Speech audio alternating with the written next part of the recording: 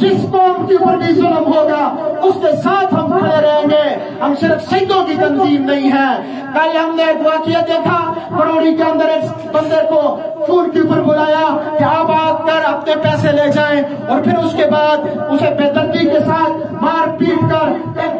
گولیوں سے چھلنی کر کر اسے قتل کر دیا گیا. صداقت سماجی تحریک پاکستان اس واقعے کی بھرپور مذمت کرتی ہے. ایسے درندہ صفت کے ساتھ اس پورے علاقے کا اور ہماری قوم کا اور ہمارے جتنے بھی لوگ یہاں پر کھڑے ہیں یہ مطالبہ کرتے ہیں ڈی ایس پی ہوگی سے ایس ایچ او ہوگی سے ایس پی ہوگی سے فی الفور ایسے عناصر کو گرفتار کر کے